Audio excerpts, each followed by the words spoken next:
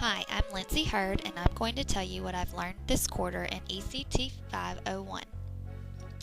The first thing I learned this quarter was how to develop a professional development session. By developing a PD session, I was able to see the amount of time necessary to conduct a successful PD session.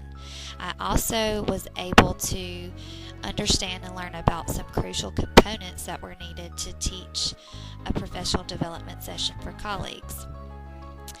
This was a great learning experience, and I really enjoyed this project, and I plan on offering more technology professional development sessions for my colleagues in the future. While preparing for the professional development session, I learned how to use Prezi. I was fascinated by this presentation software and very excited to share it with my colleagues at the professional development session. This program I plan to use in my own classroom by putting my presentations on this software program to show to my students, as well as introducing my students to the software program so that they can create their own Prezi presentations. I also learned how to design web pages using Microsoft Web Expression 4. This was a great learning experience as I've never created web pages before.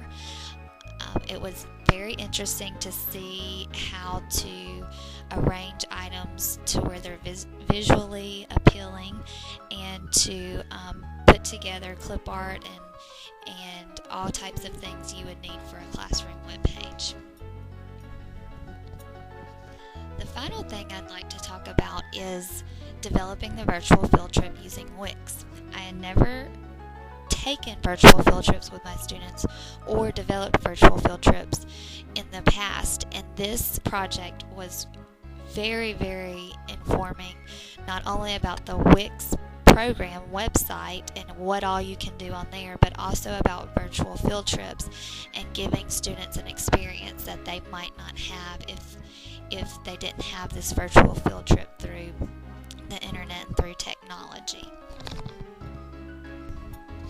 There are so many ways I plan on integrating a lot of this technology into my classroom. One thing I would love to do is take Prezi and teach it to my students so that they can use it as a form of presentation software, so that they can have different options, not only using PowerPoint and PhotoStory, but also using Prezi. I have introduced this to my students and they love this program. So I plan on allowing more of my students to use Prezi to present information.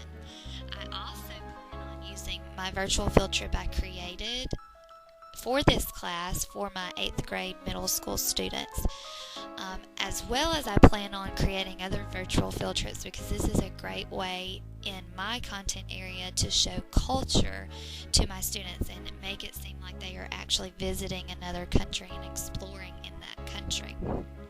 I also plan on using Wix to create my own classroom website.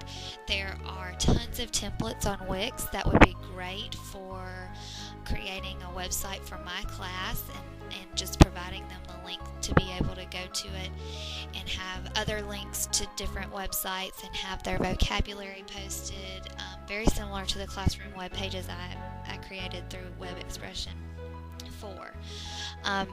Some other things I didn't list that I would love to incorporate in my class is the video conferencing using Skype. My students have ePals in Spain, my 8th grade students, as well as my 3rd grade students have ePals in Spain, and we would love to use Skype to be able to communicate with one another and see one another. Since right now we're only using email, we could also have that face-to-face conference through Skype. I'd also like to include Movie Maker in my classroom. I haven't used